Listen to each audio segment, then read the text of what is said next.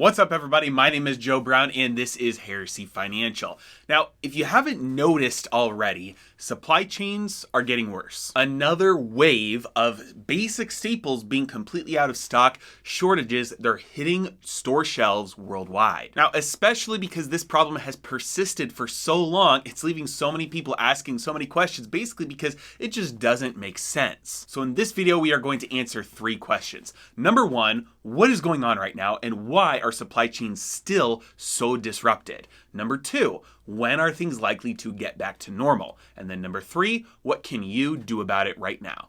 Ready? Let's dive in. Before we jump in, I'd like to invite you guys really quickly to the Market Disruptors live event that Mark Moss is hosting in Miami from November 12th to November 14th. It's going to be a fantastic event focused on surviving the Great Reset, with the featured speakers being a ton of heavy hitters, including George Gammon, Brent Johnson, Anthony Pompliano, Gerald Celente, Stephen Van Meter, and many more. I will be there. Love to meet you guys in person if you can make it. Would love to see you guys there, hang out, have some drinks. It's going to be a great event. And again, I've got it linked in the description below. So these shortages that have been persistent are, at the very least, just frustrating. And it's left many people asking the question, when are things just going to go back to normal? Well, there are 2 answers. One is the best case scenario, and the other is the worst case scenario.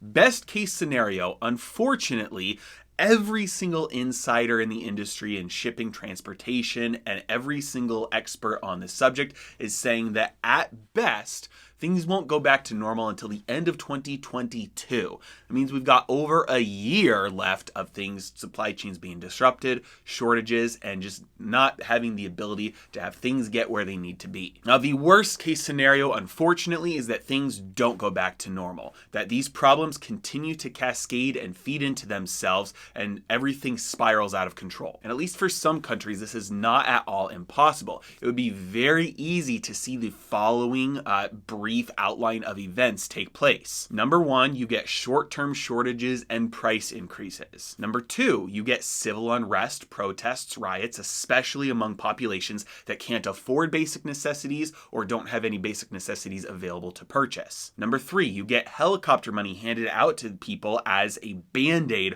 on this problem. This spike in purchasing power contributes to a massive spike in demand that contributes to a worsening of the supply chains and the shortages. Throughout this process, you have ever-increasing political polarization as shortages and extreme poverty accelerate. Now, you might think this sounds doom and gloom. It's not, I promise. I'm not predicting total societal breakdown or apocalypse or anything like that, and there's some real solutions that anybody can do to protect themselves and prepare. I'll get to at the end of the video. But this process where these problems cascade and feed into themselves is something that happens all the time and results in just the country never going back to the way it used to be. Just look at Lebanon right now. So we know that it's not inevitable that things never go back to normal or decay even further perpetually. However, what we can say with certainty is that things won't be back to normal for best case scenario until the end of 2022. That brings up the second question, which is why have these problems persisted so long in the first place, and why are they seemingly getting worse? Well, the very short answer is that we have countless small systems that are each very complex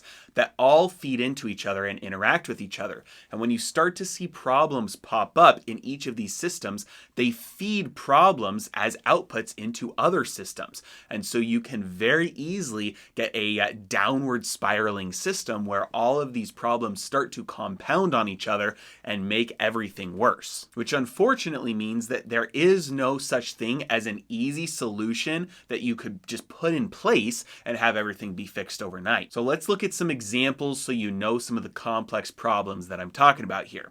Just for an easy example, let's say you want peanut butter. You go to a couple of stores to buy peanut butter and everybody's out of peanut butter. But the last store that you go to, they've got 10 jars left on the shelf. you buy all 10 jars of peanut butter. Now, do you need 10 jars of peanut butter? No, absolutely not. Right now, you only need 1 jar of peanut butter. But you are acting rationally here because you just went to 4 stores. They were all out of peanut butter. And so you have no idea how long it will take before you're able to find peanut butter again. So while you only need 1 jar right now, it might be 6 months or a year before you can find it again. So if you can get an excess supply right now, that will last you until maybe you can find it again. The problem is now there's no more peanut butter for the next person that comes along. So this shortage contributed into making the shortage worse, because without the shortage, you wouldn't have bought extra peanut butter. Now let's say there's a truck on the way, there's a shipment of peanut butter on the way, and the normal supply is coming into stock. Well, everybody who's gonna go buy peanut butter right now is thinking the exact same way you did. So even if the normal supply of peanut butter hits the shelves, it's gonna get bought up like that because everybody else is treating the situation as a shortage still, even if the regular supply is coming in, because you have no way of knowing that. So everybody buys up the normal supply. The demand, the current demand is much higher than it normally would be because of the shortage. Said another way, a shortage, when it occurs, produces higher demand because the consumer is trying to insulate themselves from the shortage. And that spike in demand suddenly means that the normal supply is no longer enough. Now, suppliers know this, that many times this spike in demand is temporary due to an emergency or a crisis, so they're not investing into increasing their production. Because if they did invest into increasing their production, you would increase the supply enough to meet the current demand. Well, now when that current demand goes to the store and everybody's trying to buy extra peanut butter and they realize the store shelves are not getting empty anymore after I buy extra, I no longer need to buy extra because I'm not worried about a shortage anymore. So that spike in demand would disappear and go back down to a normal demand level. And now as a supplier, you've invested a ton of money into ramping up your production, and all that has done is decrease the demand. So producers of goods and products all around the world are very cautious and very hesitant to increase their production of anything, not knowing whether or not this spike in demand is temporary due to an emergency or crisis or a shortage, or whether it's something that will last permanently into the future. Now, this process that I described with peanut butter, it's not just happening to peanut butter or toilet paper or water bottles. It's happening everywhere all across the world. And it's not just happening on the retail side, on the consumer end. A huge portion of this is business demand. And business demand has much greater purchasing power, much more concentrated purchasing power. A great example of this right now is home builders who buy up entire supplies of appliances or materials, simply because they don't know when they will be able to buy them again. And this happens even while they're waiting for a project to be able to be finished because of a different shortage. This results in builder A having twice as many refrigerators as they need, but no black pipe, so their project sits in limbo. While builder B a mile away has twice as much black pipe as they need, but no refrigerators, and their project is sitting unfinished. And there is no mechanism then for each one to know, hey, there is actually enough supply of the materials that we need to finish our projects, but because of the shortages, there's a mismatch in where those resources were allocated. So when you hear people say that central planning funded by monetary expansion causes a misallocation of resources, this is what it looks like. Now, clearly, resource mismatch and panic buying are far from the only things causing all the supply chain disruptions right now. Another big factor impacting things is production cuts. This is because many countries are still imposing lockdowns or restrictions on business activities due to COVID. And in countries like Vietnam and Indonesia, this is drastically impacting global production. And every time there is a component or a product that goes into another product and the production of that gets hit, it necessarily impacts the production of the final or the end product. A great example of this right now is cars. You've got massive graveyards of brand new cars where they're just lots filled with inoperable vehicles that are brand new simply because the car manufacturer cannot source semiconductors, can't get the computer chips to put into the cars to make the cars work. And at the same time, cars are being used up. Every time you have an accident or a car breaks down, you have the total number of cars in the fleet diminished.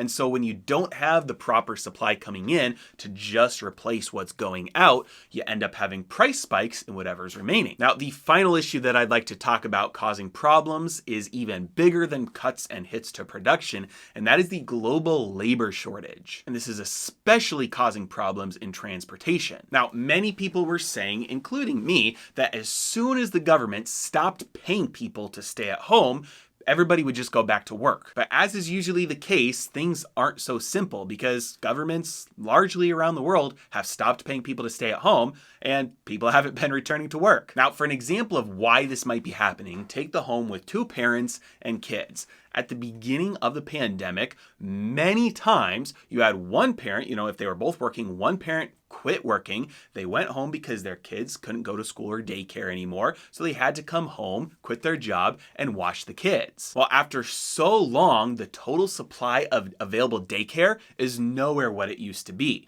Many times people don't have the ability to find daycare for their kids anymore, so one of you has to stay home with the kids. And in other times when it is available, the price is so much higher now than it used to be that it just doesn't make sense to send your kids back to daycare and go back to work because you'd be losing money. So this is just one example of people who have left the workforce permanently and won't be going back. But the main place that a labor shortage is the problem right now is in transportation. And unless you are in transportation yourself, very few people realize how absolutely insanely difficult the last 18 months has been for anybody who does work in transportation. Just look at this open letter from the International Chamber of Shipping for an idea of how things have been. We have all continued to keep global trade flowing throughout the pandemic, but it has taken a human toll. At the peak of the crew change crisis, 400,000 seafarers were unable to leave their ships, with some seafarers working for as long as 18 months over their initial contracts. Flights have been restricted. Aviation workers have faced the inconsistency of border travel restrictions and vaccine restrictions and requirements.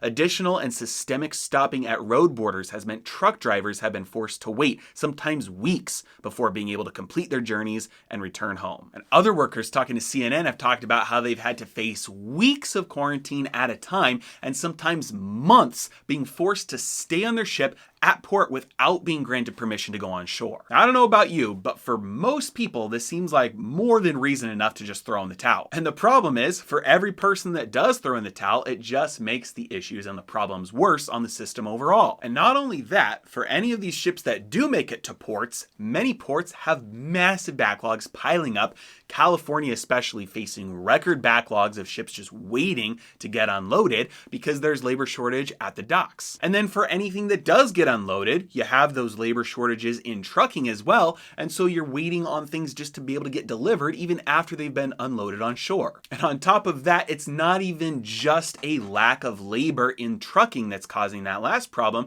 You also have a problem of not enough trucks themselves. So how is that? Well, remember what I said earlier about cars, and there's a lot of cars right now that are brand new, but they're inoperable because they don't have the computer chips. Same exact thing is happening with semi-trucks right now.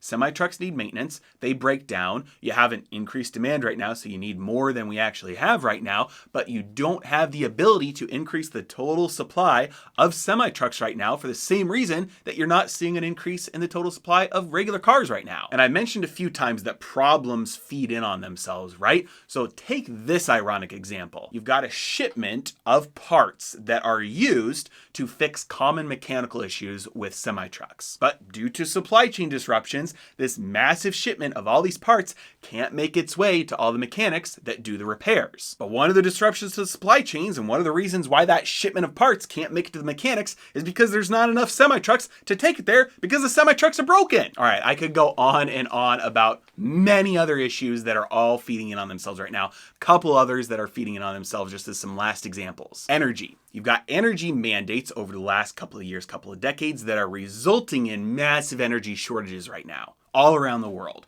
blackouts, power issues. When grids go down, obviously that impacts supply chains. You've got factories that shut down, you've got energy that can't get where it needs to go for transportation, big issues there. Add on top of that, extreme weather events. You haven't had the infrastructure spending to build out to prepare for some of these extreme weather events in certain places that causes even more supply chain disruptions. So you've got certain energy disasters happening in certain places where they can't rely on some power that they thought they were going to be able to rely on, and so they're resorting to things like natural gas and coal. So you've got demand for things like natural gas spiking. Well, what's something that natural gas is used for? I'm not sure if you're aware, but it takes natural gas to create fertilizer. So many farms around the world right now are not able to locate the fertilizer that they need, which is going to impact their food production. So the bottom line is this: the shortages and disruptions are here for at least a while, and they could get worse. Any one of these issues just by themselves would be fine, but as they all start to happen, they form positive feedback loops that feed into each other and output more problems to each other as they're receiving problems from other parts of the system as their own inputs. And finally, there is no simple solution to fix this because most of the problems appear circular. So what can you do about it? Well, a couple of things. Number one, you're likely to face some sort of disruptions depending on the city, the state, the country that you live in, and it usually takes emergency responders at least 10 days, sometimes up to 14 days, to deliver emergency supplies in cases of natural disasters or grids down, things like that. So number one, have what you need on hand. Follow Maslow's hierarchy, water, food, shelter, have what you need for at least a little bit of time. Now, second, prepare from an investment standpoint as well, right? Because all of these things, they're impacting real business activity. And as this persists, more and more money as prices skyrocket will be going into things like commodities, which are breaking out in agriculture and the stuff that's used to make all the other stuff. So you can position your portfolio to take advantage of this right now. And another thing to be aware of is we're likely headed into a time where the recent spike in volatility that we've seen will persist for at least a little while. So positioning your portfolio to be protected against volatility and to maybe even take advantage of volatility might be something worth thinking about. So on that note, check out the additional resources I have linked in the description below. And again, as a reminder, sign up for that Market Disruptors live event in Miami, November 12th through the 14th. I would love to see you there. As always, really appreciate you guys. Thanks so much for watching. Have a great day.